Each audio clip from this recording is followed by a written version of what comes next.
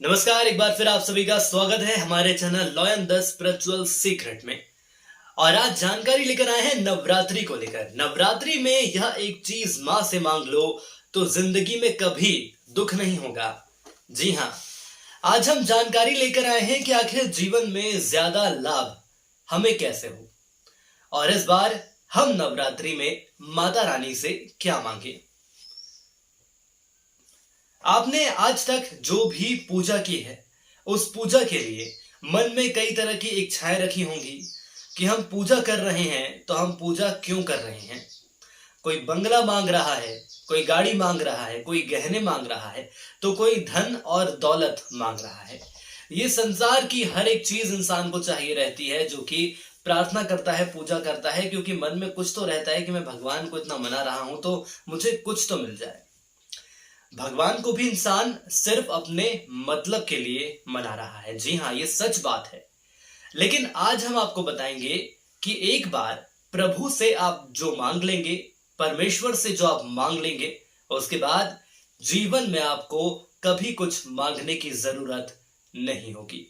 जी हाँ, मैं ये भी आपको बताऊंगा कि आखिर हमें मांगना क्या है। लेकिन इसके पहले आपको मैं छोटी सी प्रासंगिक कथा बताता हूं। और जो चीज हमने मांगी है, लाखों मन्नत हमारी पूरी हुई है।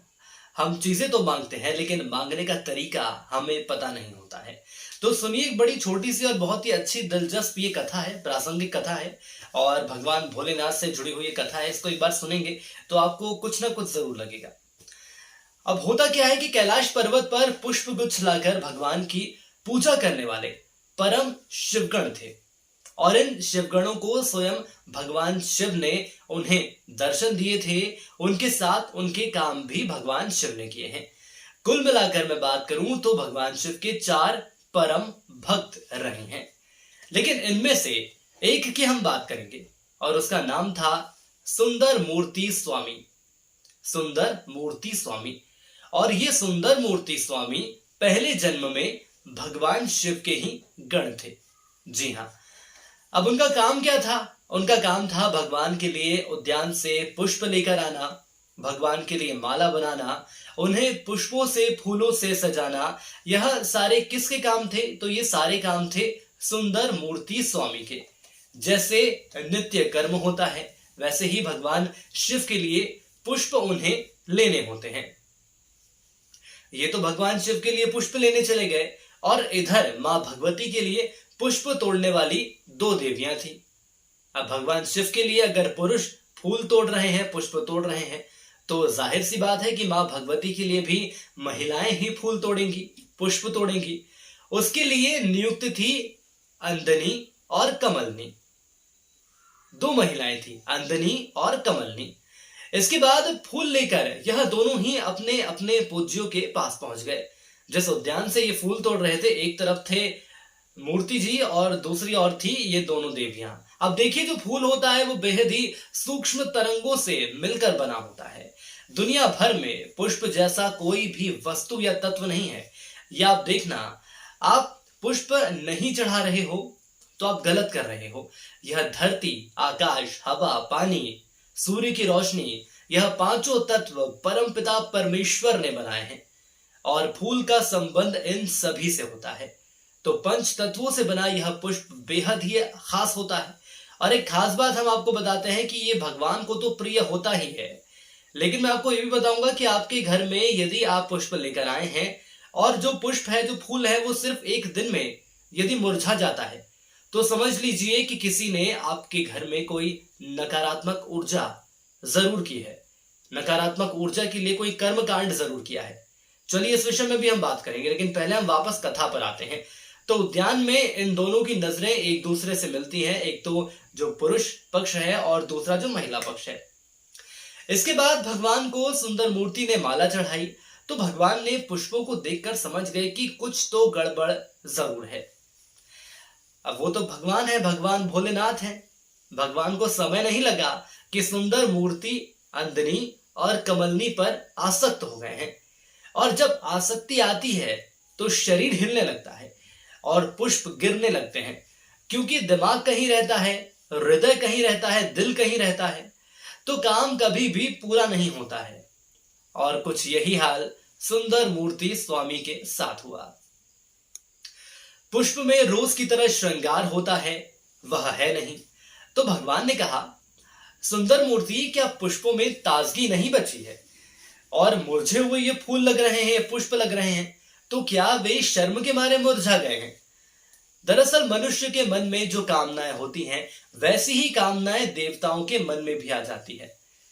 लेकिन कैलाश योग का स्थान है, साधना का स्थान है, आत्मसिद्धि प्राप्त करने का स्थान है। देखा होगा आपने, शास्त्रों में भी बताया जाता है, जब भी भोलेनाथ हमें कैलाश में नजर आते हैं, वो योग करते नजर आते हैं, वो साधना में लीन नजर आते हैं, आंखें उनकी हमेशा बंद रहती हैं, ध्यान लगा रहता है। इसके आगे बढ़ते हैं तो आत्मसिद्धि प्राप्त करने का स्थान है कैलाश। भगवान शिव ने कहा कि अगर तुझे इन स्त्रियों पर आसक्ति आ गई है तो जा, एक जन्म लेकर दक्षिण में जाकर भूलोक में वहां जाकर जन्म लेना, और वहां पर ये दोनों भी जन्मेंगी, और इनसे विवाह करके अपनी आसक्ति को पूर्ण करके मेरे पास वापस चले आना। और भगवान इसे श्राप के रूप में सुंदर मूर्ति स्वामी को उन्होंने दे दिया, या फल के रूप में दिया, ये तो खैर अपने अपने ऊपर है। दरअसल यदि हम इस पर बात करते हैं तो स्त्रियां मिलेंगी, ये तो फल है, लेकिन भगवान से, भोलेनाथ से, परमेश्वर से दूर जाना पड़ेगा, ये एक श्राप है। जिनकी सेवा करने का मौका मिला है, हम और आप की बात करें तो मंदिर में जाकर खुश हो जाते हैं, भगवान के दर्शन किए, और स्वयं जो भगवान के पास जाकर उनकी सेवा करता है, सोचिए उसे आखिर कैसा लग रहा होगा। सोच रहा होगा कि मेरे दिमाग में आसक्ति आ ही क्यों गई। कैलाश से भूलोक में आना एक तरह का श्राप ही है, या वो दोनों औरतें मिलेंगी, यह सौभाग्य है। आज के दौर में भी लोग अल्पकाल के सुख के लिए दूरगामी फलों को त्याग देते हैं, ऐसा होता है। भगवान ने उसी समय आदेश दिया कि एक जन्म अब भूलोक में निकालो, जिसके बाद सुंदर मूर्ति स्वामी भगवान के चरणों में गिर गए, और उसके बाद उन्होंने मांगा कि अगर कोई आम व्यक्ति जो ये चीज मांग ले तो उसके जीवन में कभी भी दुख नहीं आएगा। जी हाँ, ध्यान रखिएगा। तो उन्होंने क्या मांगा वो मैं आपको बताता हूं। उन्होंने प्रभु से मांगा कि हे प्रभु, अगर मुझे कभी कोई गलत काम मैं करूं तो आप मुझे रोक देना, मेरे गलत काम करने से पहले आप मुझे टोक देना, मुझे बचा लेना, मेरा आप साथ देना, क्योंकि मैं गलत काम कर रहा हूं। विनाश काले विपरीत बुद्धि कहते भी हैं, और मेरे साथ कुछ गलत होता हो तो आप मेरी रक्षा कर लेना। प्रभु, आप मेरे हाथ से कुछ गलत ना होने दें। तो कहने का सार यही है कि आप इस नवरात्रि में माता रानी से ऐसा आशीर्वाद मांगे कि हम कुछ गलत नहीं करें। एक बात ध्यान रखिए कि श्रद्धा भाव के साथ हम भक्ति करते हैं, लेकिन हमारा दिल हमेशा साफ रहना चाहिए। हमारे दिल में किसी के प्रति कोई मैल ना हो, सभी के प्रति सच्चाई हो, ईमानदारी हो। हमारे माता पिता के प्रति हम सच्चे हों, हमारे परिवार के प्रति हम सच्चे हों, और यदि हमने ये दायित्व निभा लिया, इस उत्तरदायित्व को यदि हमने निभा लिया, तो इससे ज्यादा बेहतर कुछ नहीं हो सकता है। परमपिता परमेश्वर पर जरूर भरोसा रखें और हमेशा प्रार्थना करें। तो एक चीज आप जरूर मांगे कि कभी भी मेरे कारण किसी का दिल ना दुखे, मुझसे कोई गलती ना हो, और यदि मुझसे कोई गलती हो तो आप मुझे बचाएं।